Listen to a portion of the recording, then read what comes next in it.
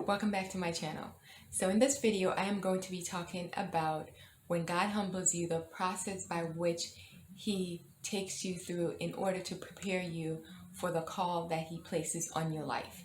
So I am going to be talking about living in my car, how that totally changed my life. And to start with, I am going to be reading you a scripture from 1 Peter 1 verse 5. Humble yourselves, therefore, under the mighty hand of God, that He may exalt you in due time. When God humbles you, He is trying to get something out of you that you could never get out yourself. When God humbles you, He is trying to make you humble because He intends to use you for His glory. He intends to use you for the purpose for which He created you. When I first got saved, a few months after I got saved, God began talking to me about ministry. He began talking to me about that, I was called to ministry, and I had lived my whole life before that completely unaware of this. It was a shock to me. But once he told that to me, I completely committed myself to the process and submitted to it. And he took me on an amazing journey. A lot of it was very painful, but in the end, I learned so much, and I wouldn't have changed it for anything else in the world. So I'm going to be sharing with you today about one particular part of the process that I went through, and that was living in my car. So I lived in my car for um, a little over a year. It for off and on. It wasn't all at once. So I lived in my car, and then I would get an apartment and end up losing my apartment, losing my job. So it was just a continual process of up and down for over a year. The longest I lived in my car was for like 7 months, almost 7 months at one point. So while I lived in my car, it was obviously a very hard thing to do, being that I'm a girl, and I was by myself in a different state, with no family, no friends. I was completely alone. It was just me and God, and He took me to a completely different state. The one that I live in right now, I live in Florida. I was living in Pennsylvania before, and we moved. You know, Jesus told me, to just move, and I packed up everything and I moved. When I end up, initially I moved to New York for a short period, but then I moved to Florida, and I have been in Florida ever since. But during that time that I lived in my car, it was a very challenging experience. I learned how to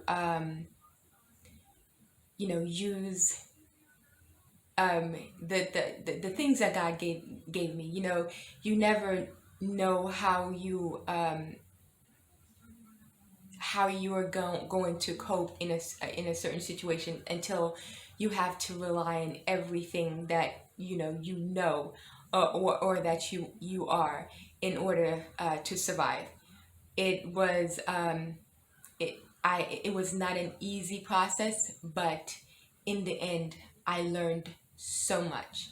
So during the time that I lived in my car, I spent a lot of time with God because I had nowhere else to go. I had nothing to do.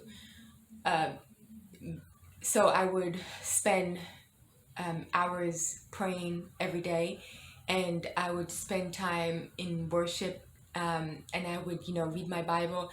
During that time, also, I wrote. I wrote my books. You know, I've published 2 books so far, and I worked on the other books that I I'm still working on currently, but I did a lot during that time. And it was a process of it was a growing process. There was a lot of pain that I had to go through, but it was for my good. Now people would may wonder, like, why would God put you through something like that? Um, and you know it there was no if there was another way for me to have learned the things that I have learned, I'm sure he wouldn't have put me through that.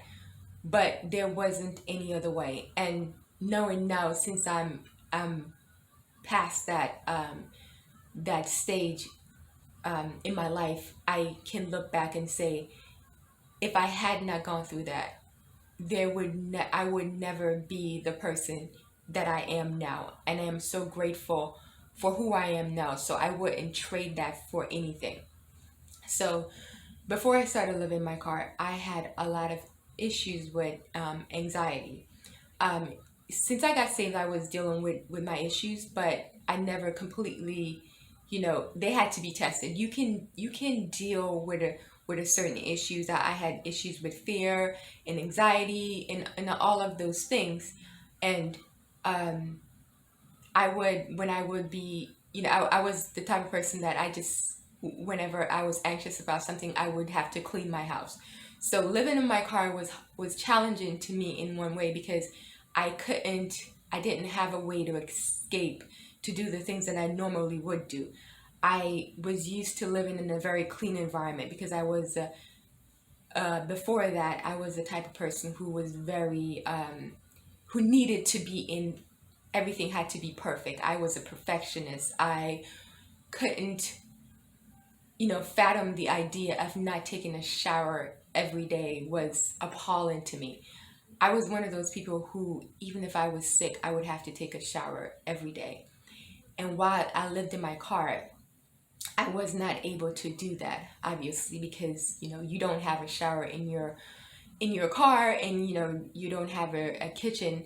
So there was no way for me to do those things. So I had to learn you know, how to survive, um, you know, living in my car in an environment like that, where coming from being someone who was such a perfectionist, who, you know, completely demanded that my environment, I would just be miserable if my environment, or wasn't clean. Even I keep everything like impeccable. Even my car, everything has to be perfect, or that's how I used to be. I just um I had a taste for a certain lifestyle. I Even though I wasn't really necessarily, wearing like name brand stuff like that, but I had a certain taste and I had a certain expectations, and I believed that if I worked hard, that I deserved, things that to make me happy, or I didn't think that there was anything wrong with that. But when I surrendered to the Lord, He was doing an inner work with me, where I would have to let go of my pride, and I would have to let go of the things that I relied on, and I would have to let go of anxiety and fear and all those things that that are things that you have no choice but to pick up in the world. I had to learn complete reliance on God. I have to learn I had to learn how to live, because a part of me uh, living in my car, I didn't have a um, I worked part-time because I didn't have anyone else supporting me. So I worked 2 days a week to support myself, because I couldn't get another job. God would not allow me to get another job. So I literally had to only survive on a 2 day a week paycheck, and I had to make that last, which was like impossible, because I had a car, I had to pay insurance, I had to pay from, I had bills that